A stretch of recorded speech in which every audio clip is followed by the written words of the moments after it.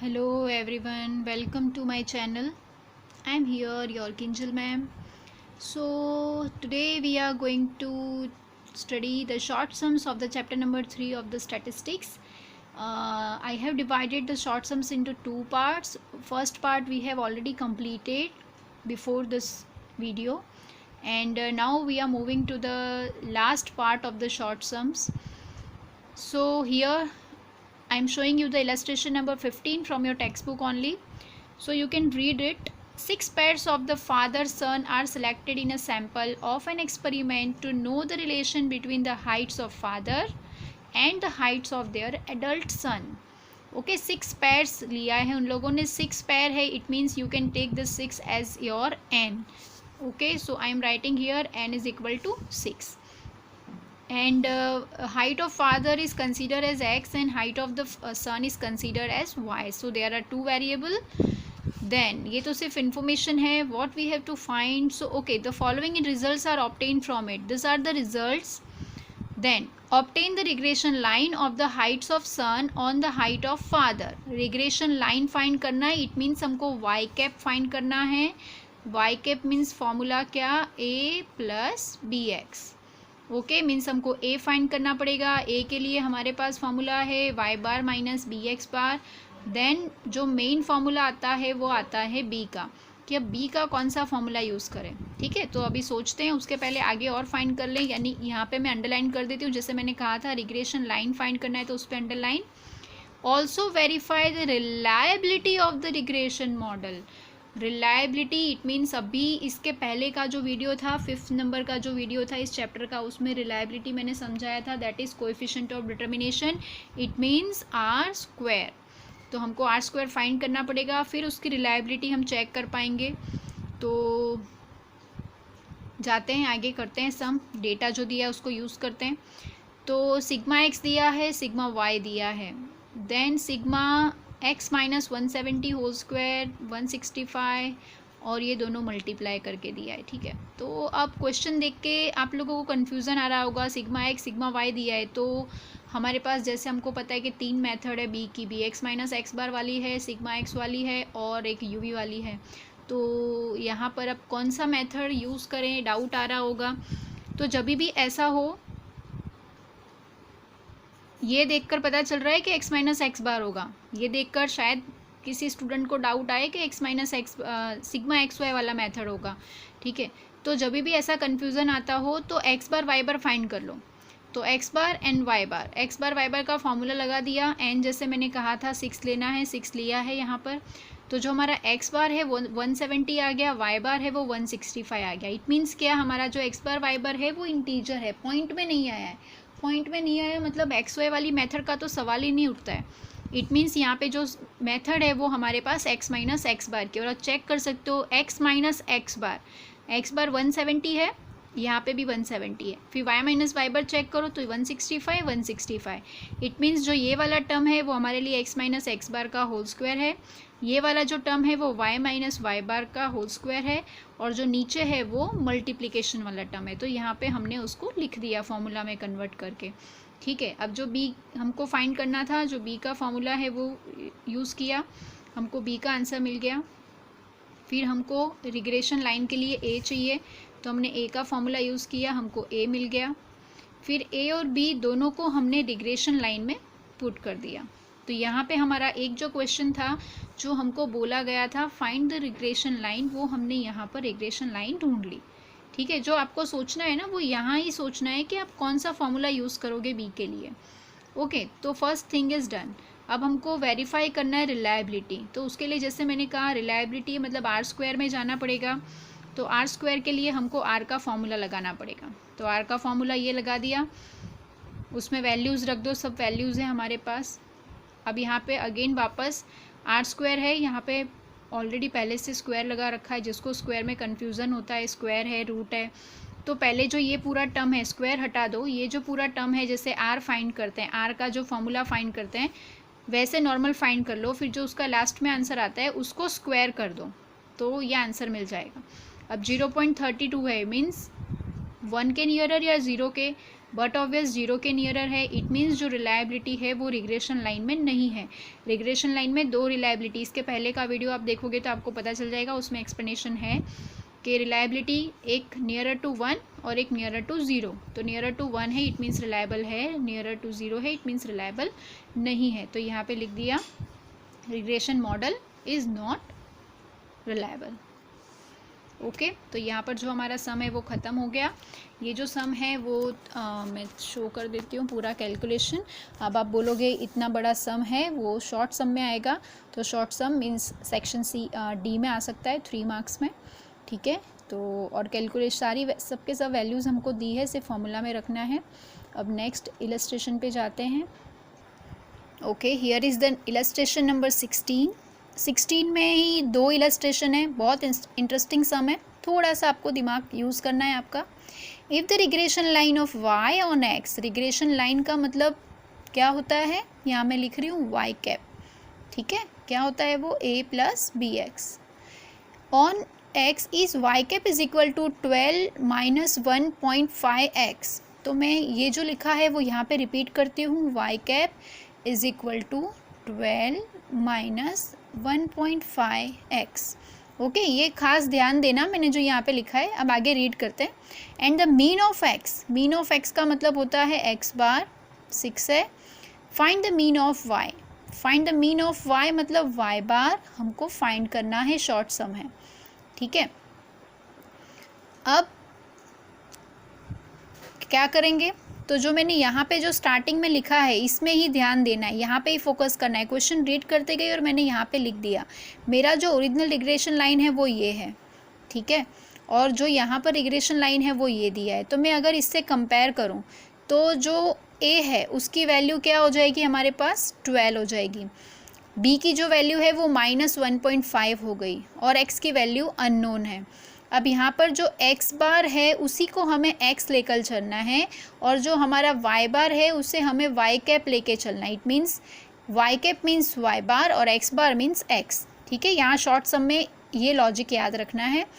तो जो x बार है वो 6 है, तो यहाँ पर जो 1.5 के पास जो x है उसमें मैं 6 रख कर ये पूरा सॉल्व कर दूँ तो मुझे y बार का आंसर मिल जाएगा। आप यहाँ पे देख सकते हो पूरा के पूरा वही इक्वेशन रिपीट कर दिया है, वह x की जगह पर 6 रख दिया, ये सॉल्व कर दिया। y कैप 3 है, इट मीन्स y बार भी क्या होगा, 3 होगा। ओके, ये फर्स्ट हमारा शॉर्ट सम क्लियर। बस वही उतना ही ध्यान रखना है कि जो y कैप है वही हमारा, आपको ये डाउट आएगा हाँ y बार तो कहाँ से आएगा, y बार तो है नहीं इसमें, ठीक है। तो y बार के लिए वो सिग्मा y वाला फॉर्मूला नहीं लगाना है, वो y cap means y bar है। दूसरा जो है, if the regression line of y on x is y cap is equal to 11.5 plus 0.65 x। तो यहाँ पे अब क्लियर हो जाना चाहिए कि जो फर्स्ट वैल्यू है वो a है, जो दूसरी वैल्यू है वो b है। And y bar is equal to 18, then find x bar find करना है। तो अगेन यहाँ मैं अब डायरेक्ट समझा दे रही हूँ, इसमें से ही सॉल्यूशन में से ही।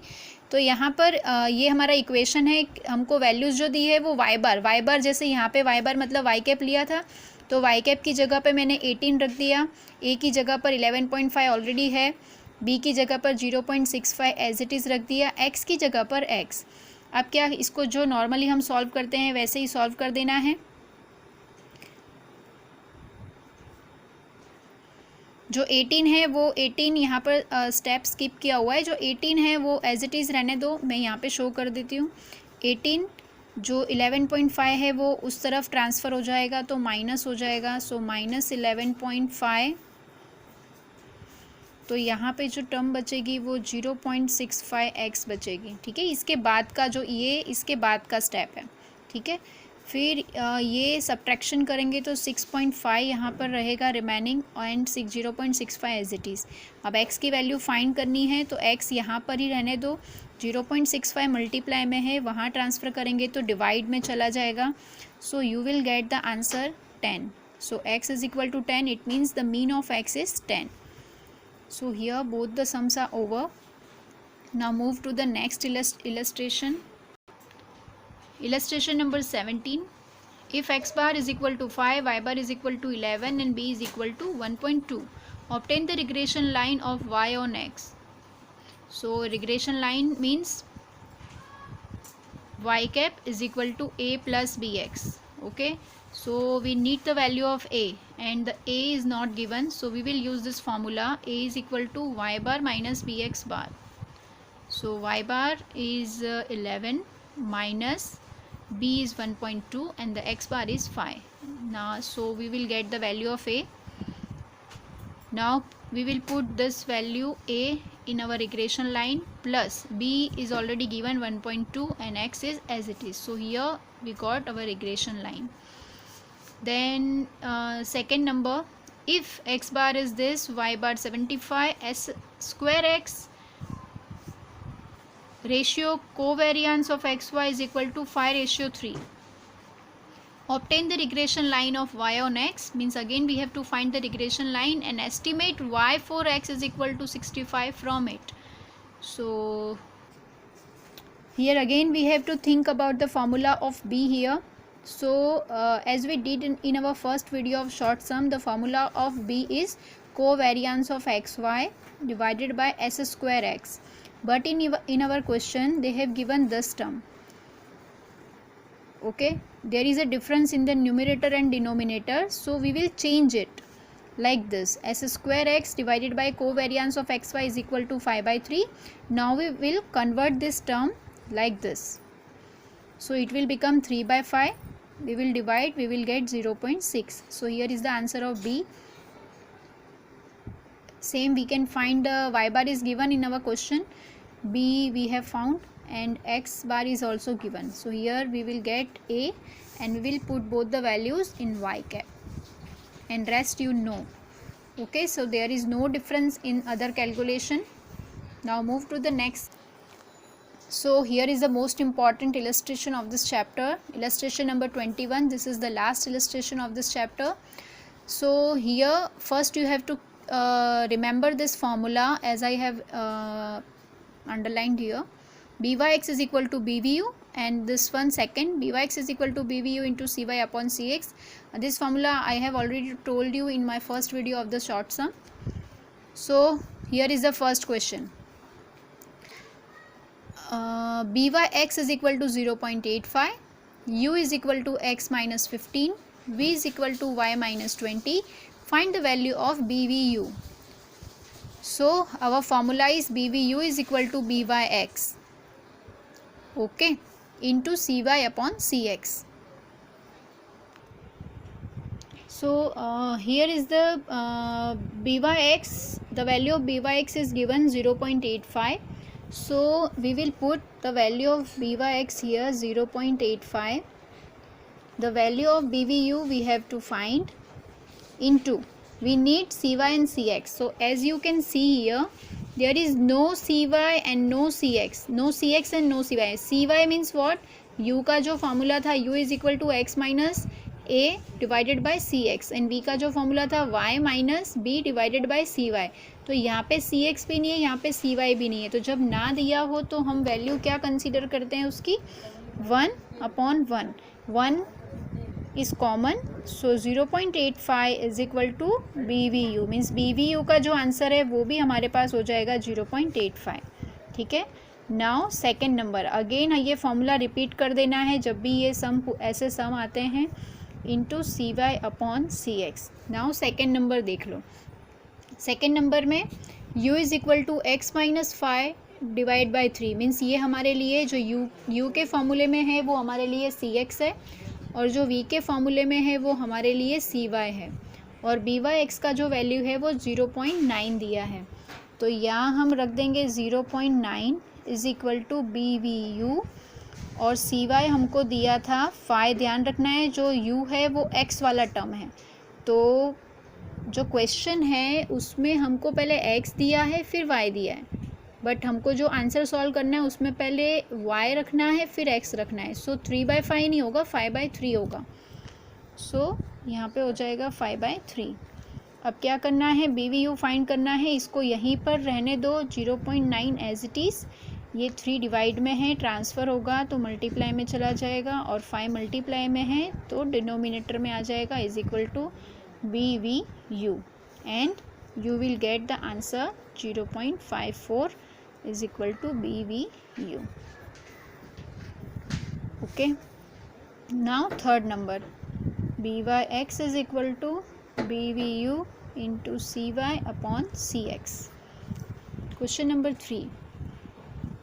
Now U is equal to 10, X minus 4.5 and V divide में. यहाँ पे डिफरेंस ये है कि जो U है उसमें जो CX है वो मल्टीप्लाई में है और यहाँ पर जो है वो डिवाइड में है.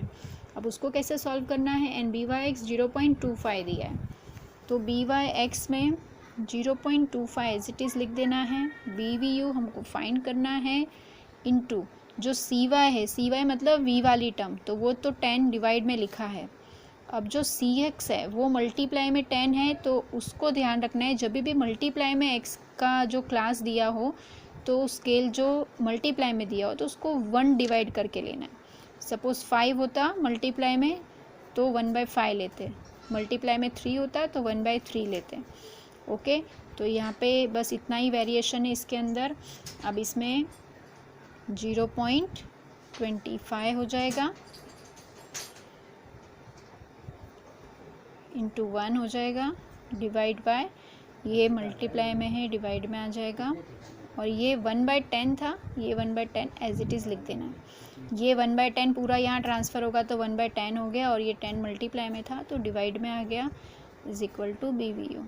ओके, इसको ऐसे वो 4 बिल्डिंग जो सम होता है उसकी तरह से देख के करना हो तो भी सॉल्व हो जाएगा. अदरवाइज़ ध्यान रखना है डिवाइड में ये है तो इस तरफ ट्रांसफ़र होगा तो वो एज इट इज़ रहेगा, उसको रेसिप्रोकल नहीं करना है, एज इट इज़ रहेगा. ठीक है, क्योंकि ये तीन टर्म हो रही है यहाँ पे.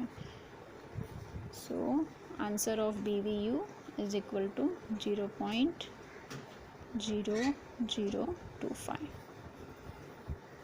Now fourth number, last number, BYX is equal to BVU into CY upon CX.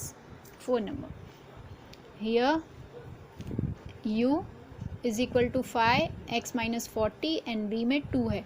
It means दोनों जो U और V है उसमें जो CX और CY की वैल्यू है वो मल्टीप्लाई में दी है. ठीक है, तो ये 5 है तो इसको 1/5 लेना है, ये 2 है तो इसको 1/2 लेना है. BYX का जो आंसर है वो 1.6, तो BYX में 1.6 हो जाएगा. BVU एज इट इज़, जो CY है वो 1/2 लेना है और जो CX है वो हमको 1/5 लेना है. ये 1.6 एज इट इज़, ये BVU, इसको पहले यहाँ सिंप्लीफाई कर देते हैं. 4 बिल्डिंग हो गया तो reciprocal means 1.2 as it 1/2 as it is, 1/5 है, रेसिप्रोकल होगा तो 5/1 हो जाएगा. अब इसको वहाँ पर ट्रांसफ़र कर देना है.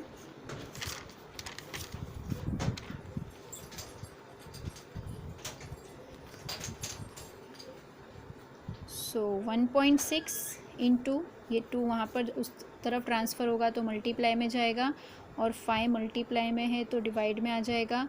सो you will get the answer 0.64. Okay, this is your BVU. Okay, so this is the solution of this formula. This is the last short sum of this chapter and very important. So this is all about this chapter. Few theory portion is remaining about this chapter. I will take it in my next video. You like, share this video with your friends and keep practicing. You can solve the short sums from your textbook and take care everyone. Bye bye.